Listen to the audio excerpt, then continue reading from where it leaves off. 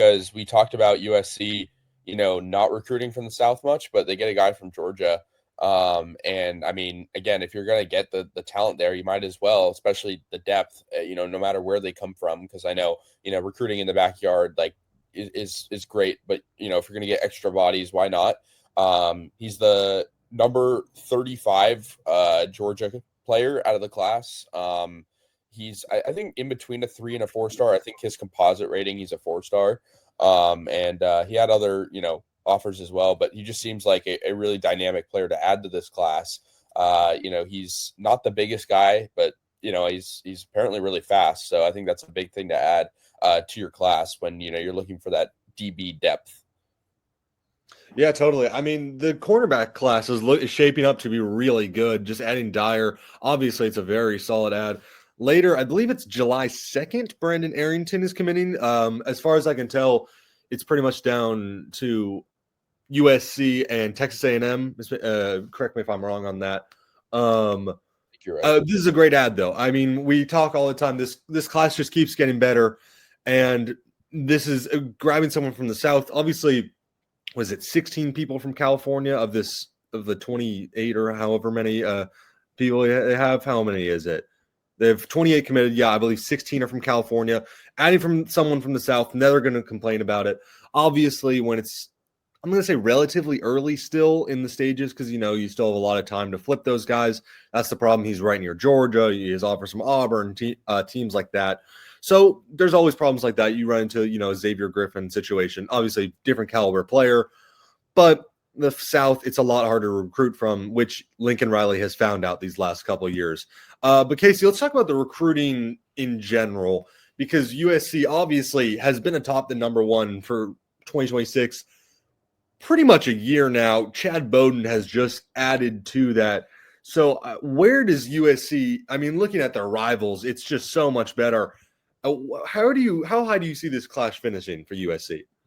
I mean, the sheer amount of players they have is going to make them in the top 3 no matter what happens. Like I don't see them dropping much because look, you have 28 commits, and I know stuff can happen during the season, but the reality is not that many guys are going to drop, just, and if they do, if a lot of guys do, like, you still have a lot of commits is my point. Like, we've seen mass drops before, but I just don't think it's going to happen. I mean, you look at Notre Dame, they're number 3, but that's a little bit deceiving, I feel like, because they only have 16 commits, and 15 of those are 4-stars. And so they're getting good talent, but they don't have any 5-stars they can brag about. And they don't have, the security that USC has, because if, a couple guys, drop, USC is still going to be, in the top 3 probably. You look around more in the Big Ten, Penn State at number 6. Well, they only have 19 commits. Rutgers has a top 10 class. They only have 22 commits. And they have 18 3-stars. It's very deceiving. UCLA, they have 15 commits, only 5 4-stars. Like, the point I'm trying to make here, Oregon is the most surprising of them all. They only have 8 commits. Dan Lanning has done an awful job this recruiting trail. And they landed someone today, I think, or maybe yesterday, but still, the Oregon's done terrible in this recruiting cycle. Sorry to cut you off. No, you're good. I mean, that's pretty much it. Like, I think the amount of guys USC has and the amount of 4-stars, it really makes the other teams, even the teams that are in the top 10, look bad, because the other teams just, they don't have the depth that USC does. And we were talking about the cornerbacks. I want to go back to that just for a moment. You have Elbert Hill, you have Brandon Lockhart, you have Madden Reardon, you have Joshua Holland, and now Peyton Dyer. I think that's 5 total cornerback recruits. And then that doesn't even complete the whole defensive back list, because you have other guys as well. So that's huge. And I think the depth at that position, we didn't see it there always. And I think, like, last year, like, there were some good guys there, like Jalen Smith and, obviously Kamari Ramsey. And so, like, I feel like that position's getting a lot deeper as we go on. So, yeah. Yeah, no, I completely agree. Going back to just the recruiting as a whole, you talk about the depth. I think my one problem is it's not a problem, but 10 3-star recruits, it's a lot higher number than a lot of these other top classes other than Penn State. They also have 10, but you want the more blue chip guys, the 4, the 5 stars. Of course, USC has 17 4-star recruits, but you need more 5-star guys because a lot of the 5-stars are uncommitted so far. So, I mean, you look at like Georgia, Clemson, I'll throw Clemson, LSU. I'm just looking at going down the list. Texas, they all have either 1 or 0 5-star commits committed right now. They're going to land at least 1 to 2 more. If I had to guess, Georgia will land at least 2 to 3 more 5-star recruits. Is that unfair? I mean, maybe not, just because of like NIL. We haven't even talked about like the house settlement, how that's going to affect USC. We can talk about that in a second. But Yeah. I think that a lot more players are going to be. I think it's possible USC finishes first 100%. There's still a lot of guys who will probably commit to USC. I'll throw Brandon Arrington in there, as I mentioned, even though I believe he's favored to Texas A&M right now. I think USC easily finishes with a top 3 class. Maybe I'll say minimum top 5. Is that crazy to say? Minimum top 5. You lose a couple. So, I mean, a lot of it depends on, the product on the field, obviously. But minimum top 5. Crazy. That's not crazy. I mean, we didn't mention Boobie Feaster also, the receiver. 4-star. I think Texas A&M is leading in that race as well. But he, his top 4 include USC. I think also LSU, A&M, and one of Alabama. Oregon's in there. Alabama? Yeah, I think you're right. Yeah. So he would be a big add. I mean, they have a lot of receivers, in that class as well. So yeah, I mean, I just think those 5-star guys. I mean, it's tough that they've lost, a couple guys here and there, and I do think that the motto of USC recruiting of like you're either committed or you're not is big, but at the same time, you have to sometimes deal with those guys, doing other visits, and you kind of feel like you're being cheated on if you're USC. So and we saw that a couple weeks ago. So yeah, I mean, I think I agree with you. I think these other teams like Georgia and whatnot, teams that are going to make the CFP this year, USC could be in that number as well. Mm-hmm. Those guys are going to get attention from those 5-stars. But can we talk about how much of a like recruiting rival Texas A&M is at this point? Like Hassan Longstreet, Jerome Miles, like Boobie Feasters, and that. Like it's always USC and A&M. I feel like for these big guys. It is funny that Texas A&M seems to be competing with a lot of the Southern California guys. I mean, look at Brandon Arrington. He's from Spring Valley. It's weird that suddenly Mike Elko has a pipeline to Southern California. I mean, maybe it's not, but you're 100% correct. It's funny that Texas A&M is going for the Southern California guys. USC seems to be shutting down the California recruiting trail very well, though. So overall, that's going well. Going back to some of the USC's rivals on this, it's obviously early. UCLA has had a decent recruiting class so far under Deshaun Foster, which I don't really understand because I don't think he's a good coach. But they have 15 commits. They're not going to get any 5-stars, obviously. A couple 4-stars and some 3-stars, though. I do think the most surprising is Oregon. Obviously, it's early. They only have 8 commits right now, though. And, a couple weeks ago, you lose Richard Wesley after – that was the weirdest video ever, him jumping in. We haven't really talked about that. All-time troll by USC. We talked a little bit about that with the anchor man. Yeah. It's so weird that they jumped in the pool, and, it's the strangest thing ever.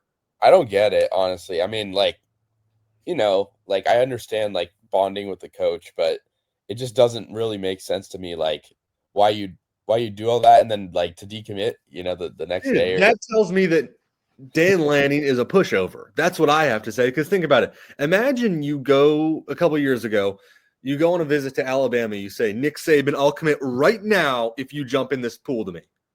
And he'll curse you out, and then 10 hours later you commit anyways. Dan Lanning's a pushover. Let's push that. That's a narrative I want to start. How about that? Hey, maybe you're onto something, man. Well, I mean, yeah, Oregon's class. They only have 8 commits, like you said, and they're all. I think they have 5 4-stars and 3 3-stars, according to 247. But yeah, I mean, you look at Michigan too. They only have 9 commits after having a really good class in 25 with Bryce Underwood. So I guess it's interesting to see how stuff changes from year to year. Alabama only has 6 total commits. I mean, I know it's not a rival, but it just goes to show that these SEC teams, even with tons of prowess, are barely scraping together guys. I mean, respect to Cal. Cal has really got a lot of guys recently. They're top 20 now. So Yeah, I think. Sorry, I was just going to mention like I don't know if you've seen like the 24/7 like the 2026 recruiter rankings. It's 24/7's way of like ranking like specific coaches, but 3 USC guys in there. We mentioned the DBs. Doug Belk is number 1 in their rankings right now. That goes to show how good this DB class is. Eric Henderson at 3, and then Zach Hansen at 8. It just shows how good a job Chad Bowden has done. It shows really the strides that this recruiting team, I'll say, has made over the last year. Because, I mean, the last 2 years, they were fine classes. Oh, what are they, 17, 18, around that range? They're fine. It's not USC standard, though. Is that crazy to say? Yeah. I mean, Eric Henderson, too. Like, I said his name. Oh, you did? Okay, sorry. I mean, all the coaches that you mentioned, like, have such great experience, too. Like, Doug Belk is a national champion at the FCS level. Right. Eric Henderson coached, Aaron Donald in the Rams, who won a Super Bowl. Like, it's – I feel like at USC, we're seeing a commitment to, getting these guys to the NFL.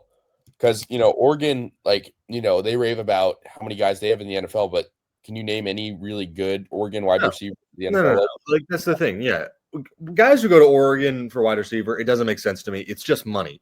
There is no prestige whatsoever in guys from Oregon playing receiver in the NFL. Absolutely not. But my point is, like, you look at any position at USC, and I think maybe quarterback a few years ago, like pre-Caleb, you could make the sort of same point that, USC doesn't have good quarterbacks in the NFL.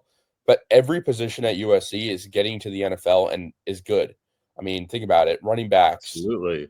wide receivers, O-line, D-line, secondary, like every position. Like I feel like that's not a new thing per se, maybe a little bit more in the quarterback department, just because, Carson Palmer, Liner, like those were kind of older, and Darnold, didn't necessarily live up to the expectations. He's made a comeback. Yeah, Started sure. with the Seahawks this year. Yeah, sure, but that's one out of like 20 years. Yeah. But then you bring in Caleb, and so, I think that's changed the narrative a lot. And I think at the end of the day, like these great schools, they are considered great, like Alabama, LSU, some of the bigger Big Ten teams as well. They don't necessarily have positional depth at every position in the NFL like USC does. And that's how I feel like USC is pitching to these kids. Like, we want to get you to the NFL. We also want you to win a national championship at USC. And so I feel like that is the recruiting pitch. And I mean, I'm not in the room. You're not in the room when they're making these pitches, but it's felt like through the social media and through the outreach that we have been able to see, that has been the promise. Yeah, no, I agree. It's a lot of, we'll get you to the league. I mean, we keep seeing these pictures, videos of Jakeem Stewart with Aaron Donald in the offseason.